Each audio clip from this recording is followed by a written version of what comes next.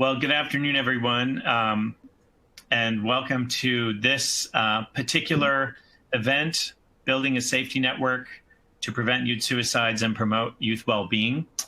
I'm the first speaker, and I'm going to be followed by my amazing colleagues up in the Natomas School District. I'm going to provide the framework here and some general comments about what we've been doing in Santa Clara and San Mateo counties, and also some of the work we've been doing around the California Strategic Plan for Suicide Prevention. Hopefully you can hear me all okay. I just first want to thank you all for inviting us today. And this is Stanford campus. If any of you have been there, even during COVID, you can come up and visit. You just have to stay in your car. You can come out, you have to have a mask on, but the sky looks even clearer than it does in this picture because, people are just not driving as much and taking a lot of bikes. We have a lot of partners in this work. A lot of the school districts we've been working with there. In particular, I want to highlight the HERD Santa Clara County Partnership. HERD Alliance stands for Healthcare Alliance in Response to Adolescent Depression and Related Conditions, and it was formed in 2009 after we began a series of suicides in youth. And we have had a partnership with Santa Clara County, which I'll talk about a little bit.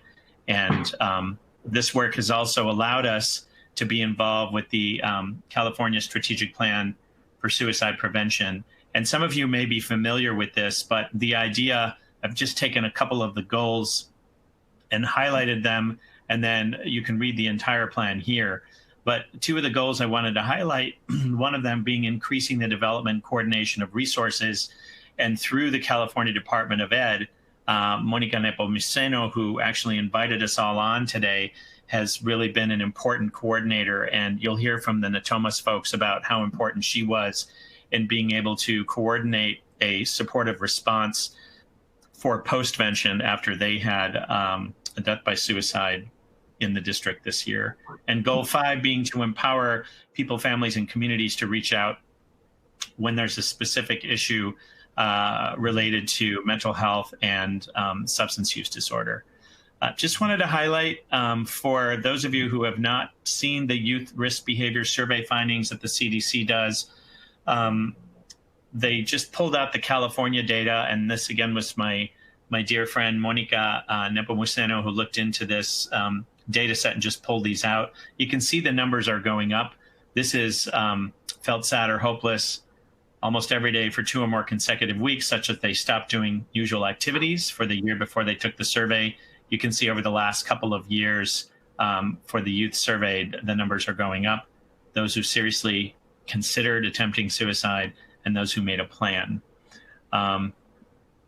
Those who attempted have stayed about the same, but those where there was a serious attempt that resulted in coming to the emergency room to see someone like myself, I'm a child psychiatrist, you can see those numbers are going up. They're really kind of going in the wrong direction. And this is just a chart example of that from this organization, childtrends.org. And you could see that we were very high in the 90s, and then we sort of stabilized, and now we've started to go up, both in terms of those who might have been thinking seriously about an attempt and those who actually have made an attempt. That's gone up from when I started doing this work, 1 to 2%, and it's going up to 2 to 3% now. In California, you might know some of the data that's coming out now looking at, of course, you probably all know that this is not only is it the second leading cause of death, it's the #1 preventable cause of death in young people. And the rates seem to be higher in Northern California, where I am, the Central Valley, and along the eastern portion of the state. This comes from the Cal Department of Public Health. There's been a 34% increase in suicides among youth who are 15 to 19 over the past 3 years. We are worried in particular about Native American youth, whether they be Alaska Native or American Indian.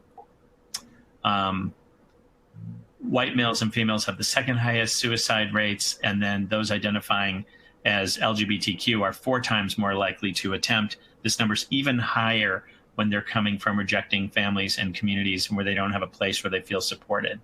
So just putting this into perspective, I work in several of the schools I highlighted on the first slide, most of those schools are 2,000 to 3,000 kids as comprehensive high schools. So in a school of 2,000, this means about 40 to 60 will make a serious attempt that will typically result in a 5150. In the interest of time, I won't go into detail on the legislation, but hopefully you know that we've got in California, all 58 counties need to have pupil suicide prevention policies at all of the school districts. This started in 2016 with AB 2246. Then we had recently in November AB 1767, which covers LEAs that serve students in K through 6. And we have AB 1808, which is selecting the vendors that would actually do a lot of these trainings, not only for staff, but also for students. Now, what about COVID? Well, my colleague, Steve Adelsheim, who is also at Stanford, who runs the Center for Youth Wellbeing, he's collected some data looking at what students have been saying over the last 3 months.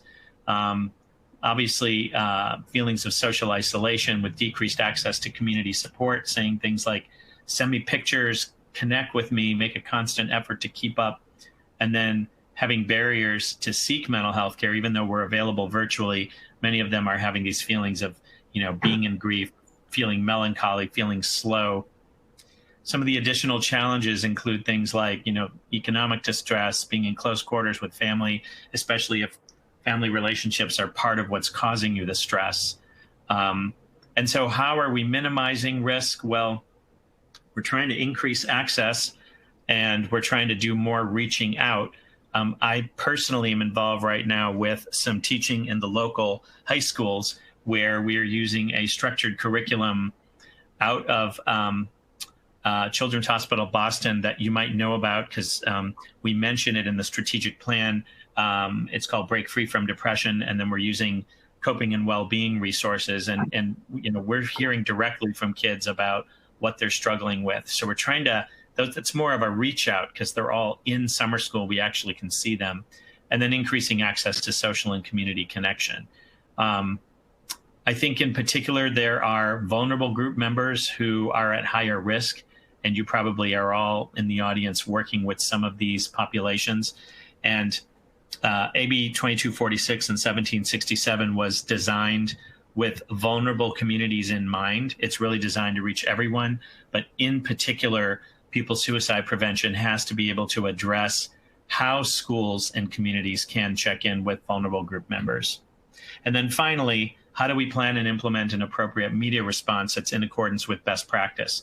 So many of you know there are national guidelines for how to report on suicide, and many of our media outlets follow them, and many of them don't. And in fact, when we had a CDC EpiAID study done here in Santa Clara County, it was found that the vast majority of the stories that were covered, looked at over a period of time, were really not following the guidelines in the majority of cases.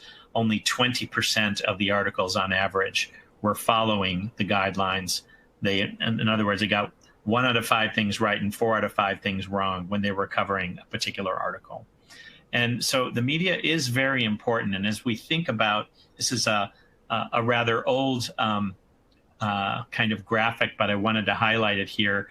It's from the Journal of the American Medical Association, and it's just kind of how we target suicide prevention. And this has really stayed pretty consistent over the past several years, where on the left side, you see, typically there may be a stressful life events. We all have stressful life events. That by itself is not going to lead one to think about taking one's life. But in the context of a mood disorder or other psychiatric condition, they may combine to formulate suicidal ideation. If we're thinking of a young person in particular who may be vulnerable to, say, impulsivity or hopelessness and pessimism in the age of COVID, having access to lethal means in our community, unfortunately, it's been at the train tracks. For some other communities, it's been by firearm or strangulation or other means. And then we have the media and social media where kids and parents may get revved up by what they see and hear about. And if it's reported very sensationalistically, that can absolutely increase the risk for any person who might be at risk to attempt to take their life. That results in a suicidal act. So what are we doing here today? Well, we're doing awareness. So this is, trying to intervene up here by doing education and awareness of the general public, primary care, mental health folks, and community gatekeepers. And you're all in this category somewhere. Screening individuals at high risk, that's what we're doing in our clinics, and treatment. And, whether it's pharmacotherapy, psychotherapy, importantly, follow-up care for suicide attempts after they leave the ED or leave the inpatient unit. And as I said before, restriction of access to lethal means and media reporting guidelines. So our group is involved heavily in the media reporting guidelines in the treatment aspect. And then several of us here locally are doing as much as we can around education and awareness in accordance with AB 2246 and 1767. So how did I get into this work? We had clusters here in the Stanford community. This has been a wonderful place for my wife and I to raise our 3 boys. And we've also, one of my faculty colleagues likes to say, here in Palo Alto, we have a family history of suicide. And so that is a useful construct as we think about, the risk is elevated from now for, at least the next 10 to 20 years for everyone, because it's been in our recent history. So what happened was when we had these, in 2009, we had our first cluster of 5 young people we lost at the train tracks. And we had a number of people form a coalition and come together. And you can see here, it's a pretty broad list, everything from the Caltrain to the city managers and police department to several health agencies, the local hospital, the YMCA, faith-based community, the local department, the Stanford Department of Psychiatry, the local Parks and Rec, et cetera. So we were all meaning well, and we all had a lot of ideas, but we kind of looked like this in the first sort of go at it. It was a somewhat unstructured network of support for our youth and teens. A lot of well-meaning people, but unfortunately, we didn't get to this place until we really started working together. And we had a number of people come in to help us think about how we want to more intentionally organize our community effort. And we use the Communities That Care model, and we borrowed from the Search Institute. Some of you know their work out of Minnesota. We use the developmental assets model throughout Northern California. But we had finally gotten our engaged adults, which you saw sort of in a disorganized fashion, with invigorated evidence-based program that were influencing civic decisions, because we formed this coalition called Project Safety Net. Project Safety Net coming together as an organized coalition with activated sectors you saw on that list, importantly, are mobilizing around young people. So one of the first lessons we learned was all of the adults were getting together, but we were getting together during the school day. So how are you going to really mobilize and activate young people if you're not meeting after school or before school, which is not practical? So after school, we started having all of our Project Safety Net meetings. We started to see more young people coming, and that resulted in more positive action. So we kind of built this based on what you might know as the social ecological model from Bronfenbrenner, where you have the individual student nested in a place of well-being promotion. Hopefully that's represented by family and friends and positive peers within schools and workplaces, within a community, within larger society. So what it looks like for us is our organizations nest into these particular areas so that we can use the social ecological model as we designed and continued Project Safety Net. And this is now the 11th year of Project Safety Net.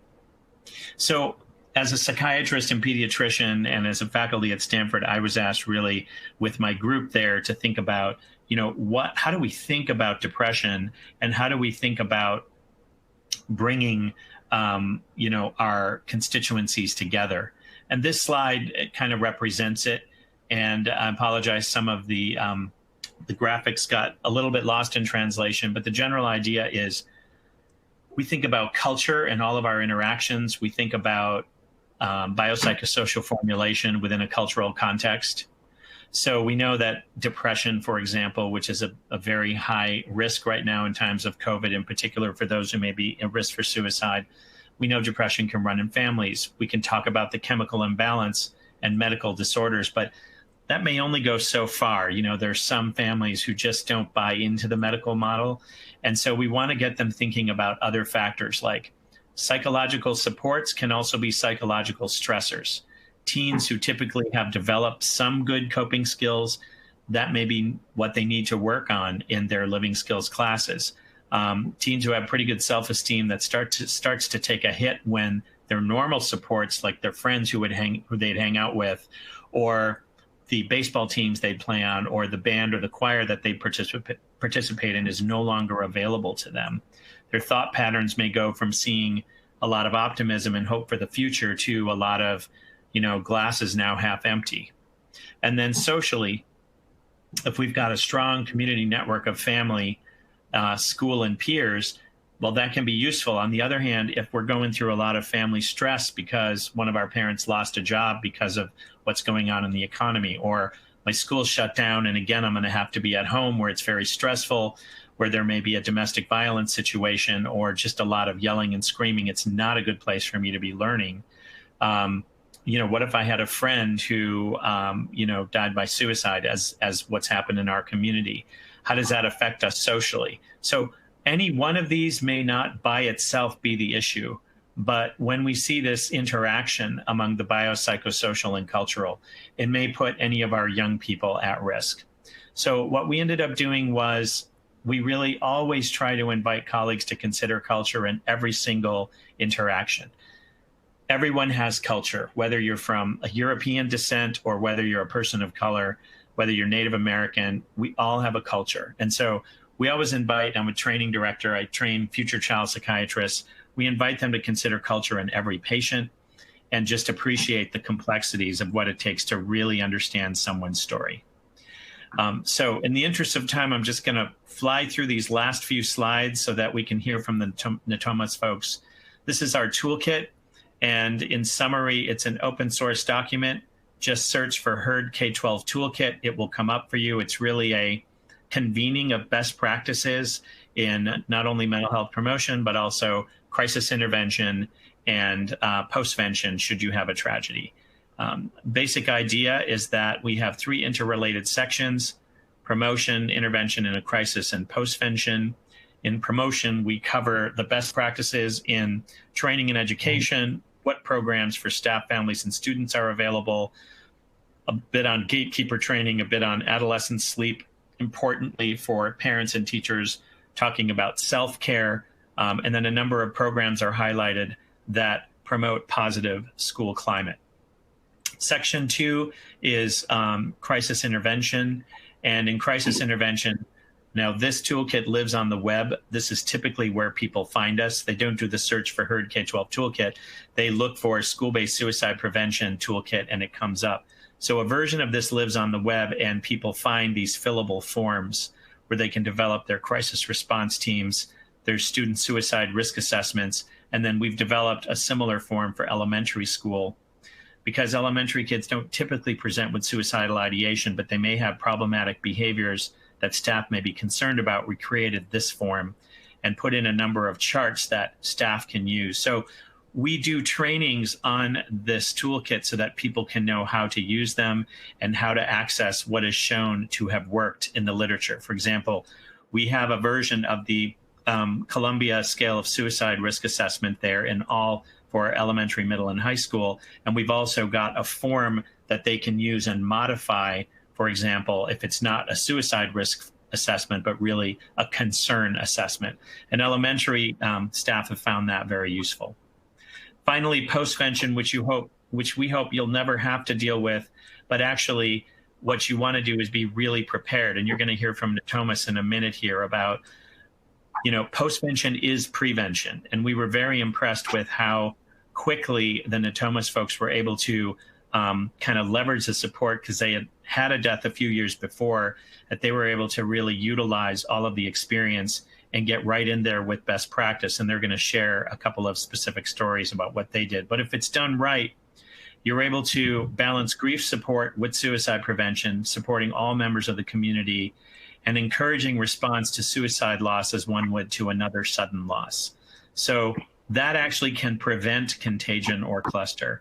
And so With that, I'm just going to put our website up here, herdalliance.org, and I am going to turn it over to our wonderful colleagues from To Our North, who are going to talk about social emotional support in their community. So take it away, Carol, Earl, and Anthony. Hi, this is Carol Swanson. I'm the Associate Superintendent in Natomas, and one of my areas of responsibility is our mental health and social emotional support program. I am going to talk briefly about our history and lessons we've learned, and then turn it over to Earl and Anthony to talk about where we're at right now. Natomas is an incredibly diverse community. We're actually the second most diverse district in the state of California and the sixth most diverse district in the country. We have 49 different languages in our district. 60% of our students receive free and reduced lunch. 10%, actually it's closer to 12% of our students are now identified as students with disabilities. In addition to that, we are a new district that we just recently celebrated our 25th year, but we're rapidly growing. We've added over 3,000 students in the last 7 years, which has really it's been very taxing on our system. We have learned a lot since 2013-14, when we had our student tragedy. A student at one of our high schools died by suicide. And what we learned from that tragedy is we weren't prepared.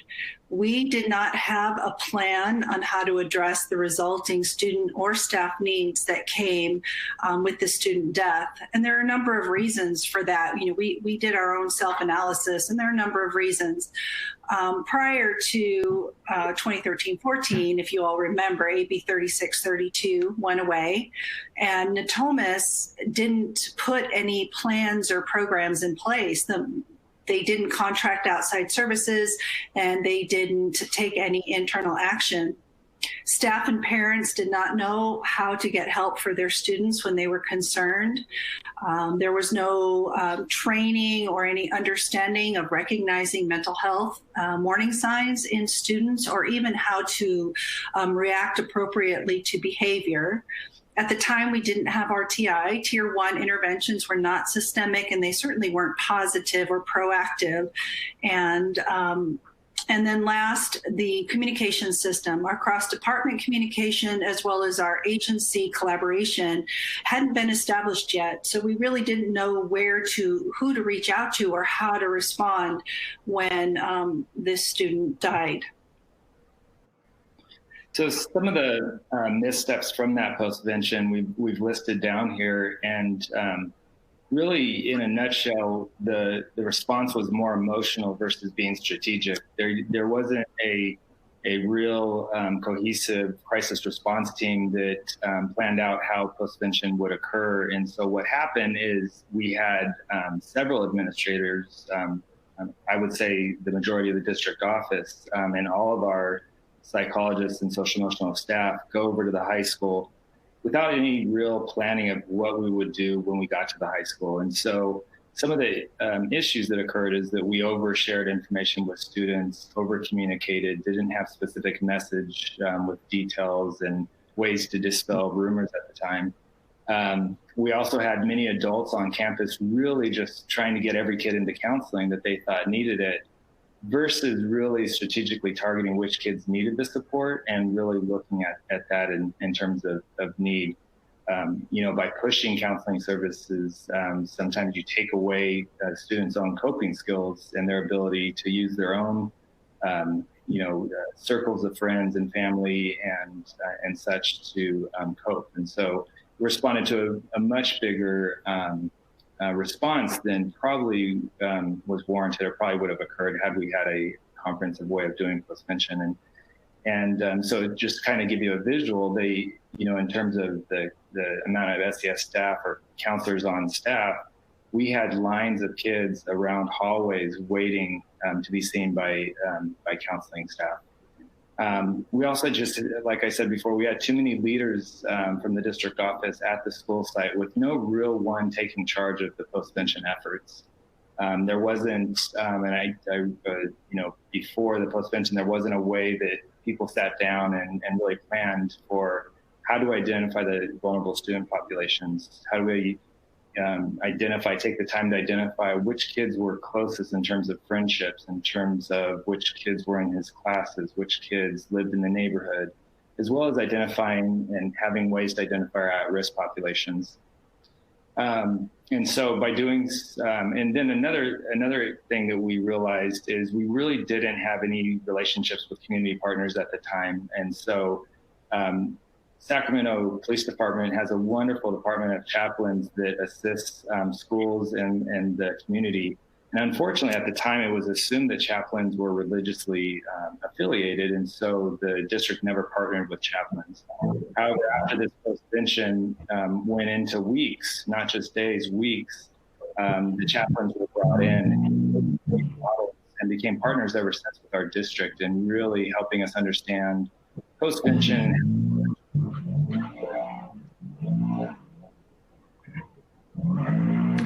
So there were a number of actions that were taken as a result of this student death. And the actions actually came from the boardroom all the way down to the classroom. So the first thing that happened, which was critical, in 2013-14, the board created what we call board deliverables. And what these translate into is our goals for the superintendent that he's evaluated on. So the board deliverables that were established in 2013 with a 3-year window of opportunity were the 3 that are listed here: to create a social emotional support and mental health system for pre-K through 12th grade, to create a system of early identification, and to provide student and family support and interventions. So in order to meet these deliverables, we created a department, and that's the department that Earl and Anthony are in at this time. And the department wasn't limited in scope. It covers, the way we used to define it is we are responsible for our at-risk populations. But the additional commitment from the board is we weren't just responsible for students who were identified in some way. We were responsible for all students who needed support. General ed, special ed, it did not matter. And then in 2014-15, we started developing district goals. So policy was being set by the board. And the goals that were set, there's a goal poster here. Goal number 4 is the goal that was driving our work, and that's to create a safe and welcoming learning environment where students attend and are connected to their schools. Now, the thing about this district goal, and one of the things about Natomas, is every single one of these goals are acted on every single day. So since 14-15, we have created a theory of action, which is board policy. We had the next 5, which is a 5-year goal plan, all budget development, the LCAP, everything is aligned to the work that we do within social emotional supports. So in 13-14, we did a lot of planning, a lot of board planning and board action happened. And at that time, this is when the money was committed. This is when the staffing was committed. So the board approved 1 full-time psychologist at each school site. So we no longer had itinerant psychologists. We had, at the beginning, 11 school psychology interns and 8 social worker interns. And it varies every year, but it's always robust like that.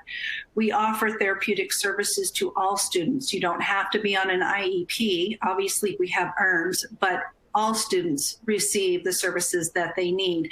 And as a matter of fact, we average about 70% of our services to general education students. We developed a social emotional referral system, which Earl's going to talk more about. We increased our counseling staff. We created a social emotional support a classroom that wasn't just focused on students with special education. It was more of an intensive intervention program. And then we started building our partnerships with the community. So this poster was the launch. It's the beginning for us with our referral system. And we called this the Hope the Hope Project or the Hope Plan. And you can see down at the bottom, there's a little business card that says Hope on one side. And on the other side is a QR code and then a bunch of phone numbers. Because from working with the chaplains, we learned that teenagers aren't going to call a number, but they'll use their phone. So that QR code that you see there immediately connects the student to a referral system where they don't have to talk to anybody, but they can make a referral. Anybody can make a referral. These posters were all over the campus. So a friend can make a referral if they're worried about their friend. Teachers can make referrals. Parents can make referrals. But this was the launch of the work that we were doing to try and find our kids that we didn't know about. The ones that are exhibiting behaviors, you see them, but we were more worried about the ones we couldn't see. So this was the beginning of our system. Now, when you can see this poster, read what it says, because this was year one of our work. And this is a 12th grader at one of our high schools who was exhibiting severe self-harm tendencies. And this is what she said to me. And, with her permission, we turned it into a poster, but the words speak for themselves regarding children's mental health.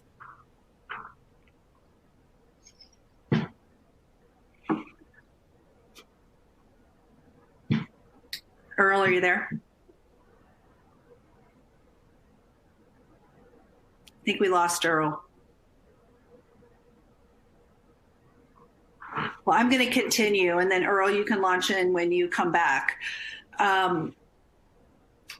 This is getting into the system that we were talking about regarding how we find our students.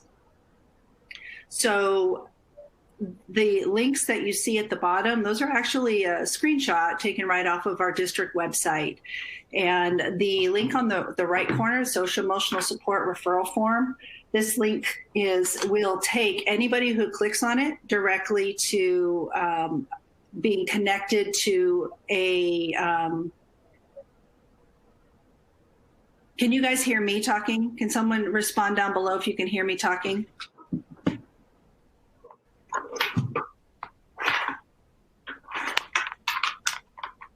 We hear you. Okay, thank you. I appreciate that. Earl's muted, is that right?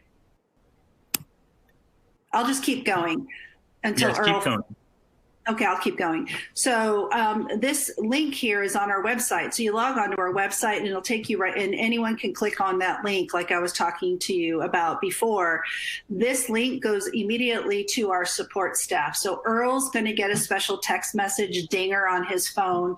Our administrative support staff is going to get a message, and we know so we know immediately when a referral comes through. We get all of the relevant information from the referral, and our response time, since we put this into place in 2014, our response time has been less than 15 minutes on every referral, regardless of the time of day or night. And we do this 24/7, 365 days a year. We have two different community partnerships that we work with. One is GoGuardian.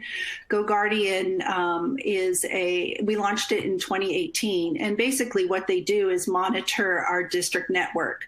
So when students are on their Chromebooks, and every one of our students has a Chromebook.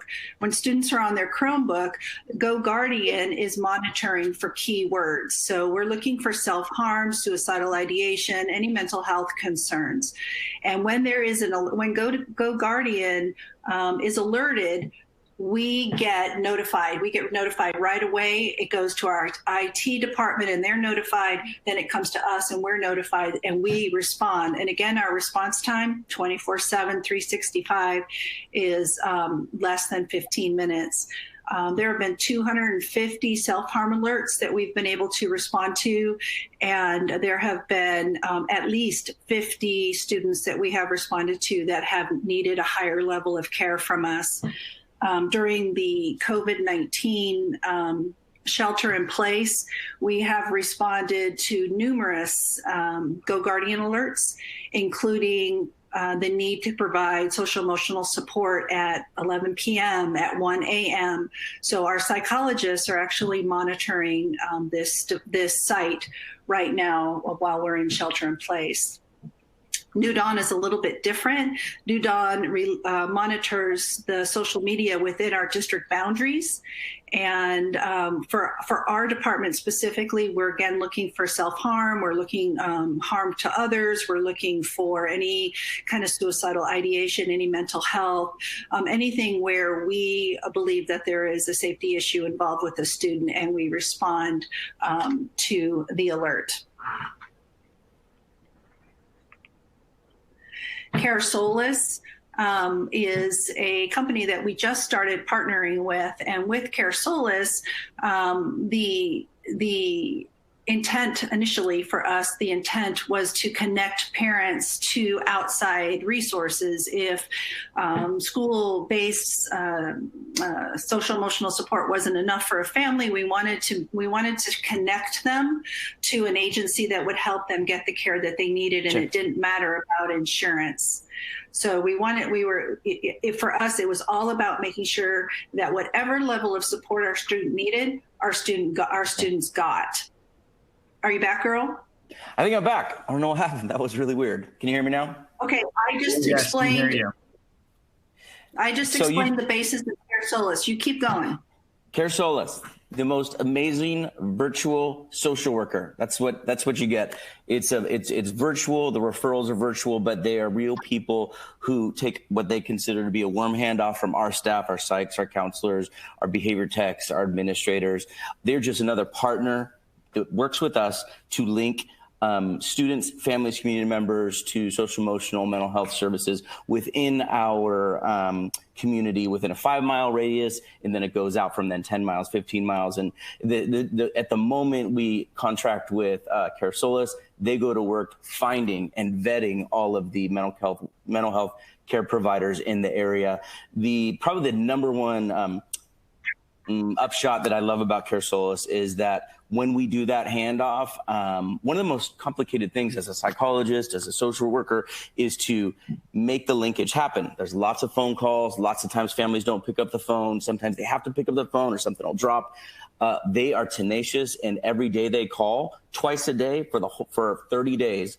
They're calling and pushing towards that family to get them into care. Lots of emails and phone calls go into this. To date, we haven't even gone the full year. They have already gotten 77 families into care, regionally confirmed appointments. So that is fantastic. Amazing partner. This is one of my favorite slides. As a school psychologist coming up, I kind of expected to launch into a world where I probably was at 2 or 3 schools with huge numbers of students to attend to. Could be overwhelming, passionate, want to do the work.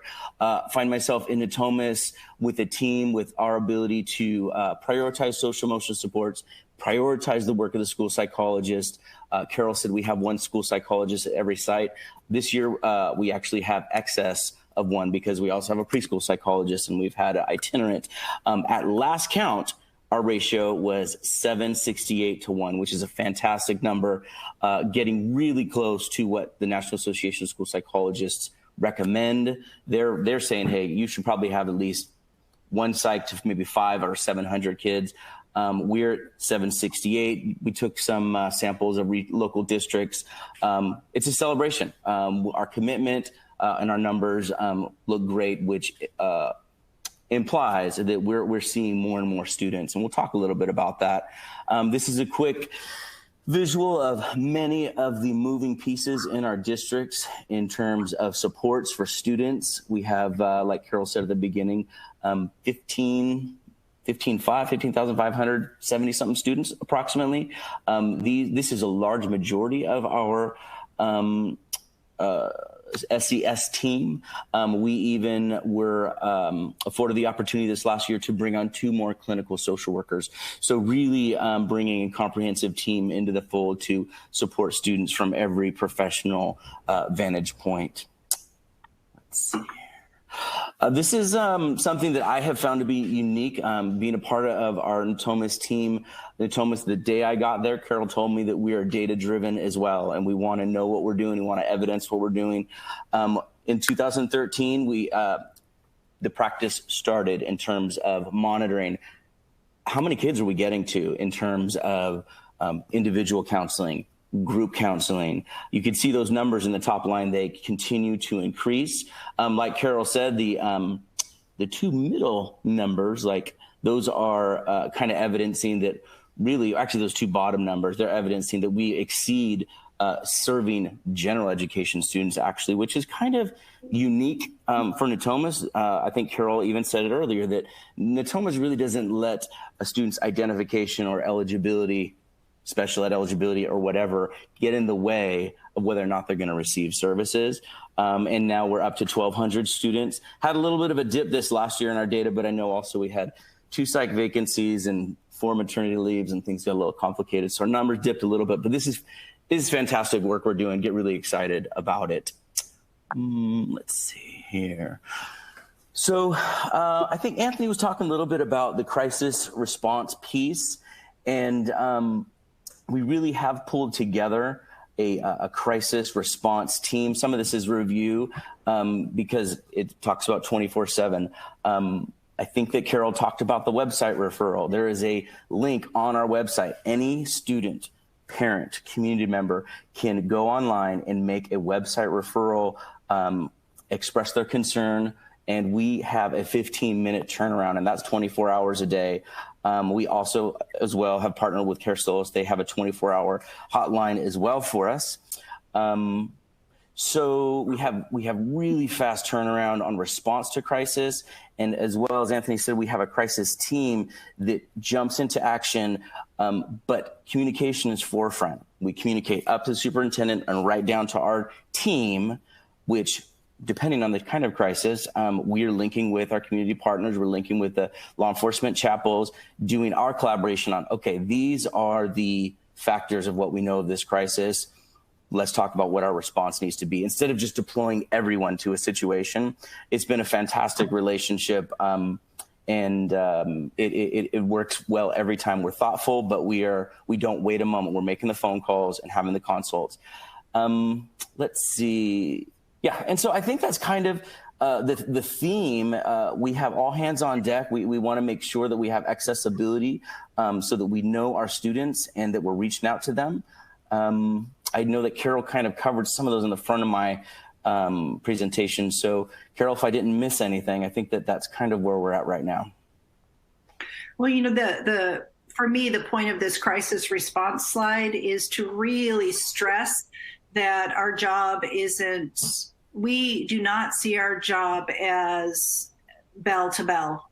In order to really meet the needs of the students in our community, we have to be available to them. And it's not like our phones are ringing off the hook. They don't ring that often in the evenings, but we answer it when it rings. And Earl is the person that gets those referrals.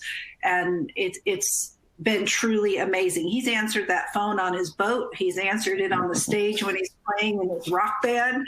So, you know, it's truly, I think it's one of the pivotal things, other than our staffing, it's one of the pivotal things for our district. People know we're there. It matters. People know we're there and we care. Yeah. All right, so our next series of slides, we're going to talk about what our response was after going on our stay-at-home order from COVID-19. And within that, we're going to talk about a suicide postvention that we did have to engage in. So the first slide just talks about the dates and really our timeline. So on the 13th, we announced our closing of schools in March. That very next week, Earl, myself, Carol, we were all meeting with our social emotional support team to talk about how we were going to transition to virtual services, and shortly after getting everybody on board with providing those virtual services we'll talk about in a little bit. So unfortunately, even though we're doing a lot of things to identify our students, we're not immune to student death by suicide. And on the April 6th, we had a 9th grade student that did die by suicide. And on that exact same day within our community, but it borders onto another district, so it wasn't our district. But within that same day, within a few hours of each other, we had a second suicide. And so it was really a traumatic experience going 7 years without having a suicide. But one of the positive or bright spots was the fact that we mobilized our crisis team, and we had a crisis team. Mm-hmm. So we were able to get everybody together. In fact, we got the news, I want to say it was like 3 o'clock. We just got off a Zoom meeting doing something else, and all of a sudden we activated our crisis team. And for the next 6 to 7 hours, we spent planning and strategizing. Earl is our crisis response team leader, but we also have a district safety officer now. And then Carol kind of oversees the fidelity of our response. And then we sit down and plan. And so we got together the principal, we reached out to teachers, we reached out to the family. We did what we call, contact tracing. We figured out in terms of the apartment complex where it happened, which students live in that apartment complex that may have heard about this and may have experienced seeing ambulances and stuff show up. And so we reached out to all those families. We reached out to all the friends. We reached out to the staff that was effective. And so it was a great just response in terms of what we put into place. And then within that discussion and starting the next day, we started to talk with our principals and our social emotional team to really identify through the district, because when you have 2 suicides in one day, it really is a wake-up call that our kids are really struggling with the stay-at-home and COVID and everything. And so we identified close to 1,000 kids that we consider to be our top at-risk kids within the district. And so the beginning of the week, we just started calling all of those families and students and checking in and offering them, making sure they had digital resources and support, making sure, seeing if they needed community referrals. We offered our own behavioral consultation and as well as our social emotional supports. Yep. So within this time frame, we'd already had contemplated developing a mental health website, and we'd already started creating one. But given the gravity of what happened, we really got together and finished up our mental health website as soon as can be, so the students had another way to access, and families had another way to access all the resources we had in district, but also within our whole community, all the different crisis organizations and minds. And then the website goes into some educational pieces, such as different mental health disorders for families, how to talk to students about suicide. And then it has another side, which is all about prevention and promotion of mental health wellness. And it gets into fun family activities and yoga, mindfulness, and different social emotional learning activities that families can engage in during this time. We even offered through that, there were some free parenting classes that were available that we made sure to advertise. So, and then at the same time, Earl reached out to CareSolus, our partner, and made sure that they were able to cover our spring break. So we expanded our contract with them so that they could cover our spring break, because we knew we'd have a lot of staff out during spring break. But we wanted families to have a 24/7 crisis line that they can contact and get immediate support within our community. And then as well as myself and Earl continue to work during spring break to continue to monitor referrals.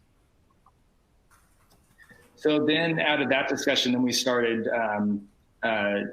talking about what kind of educational needs and supports families might have. So we sent out a series of Google Slides that had some voiceovers that give parents some indication of what their children might be dealing with during COVID-19. And it got into some just basics like what to listen for, how to listen to your children, how to check in with your child.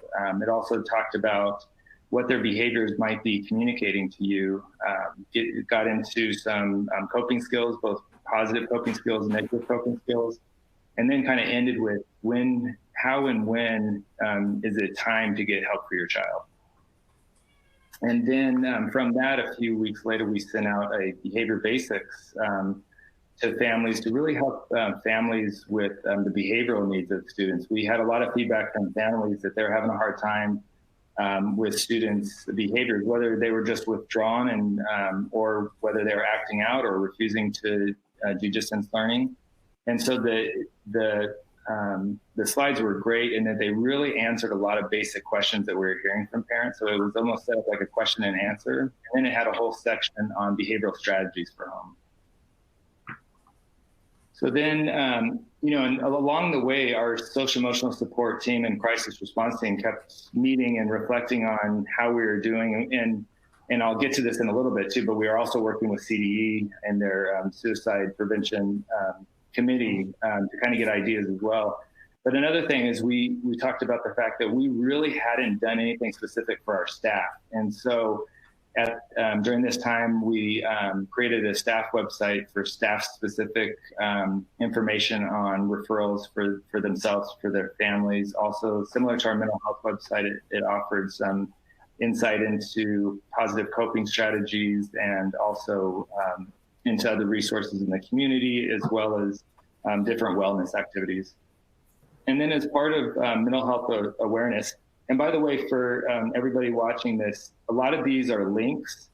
So you can click on the picture and it'll link you right to the resource that I'm referencing. And so you'll be able to see our websites.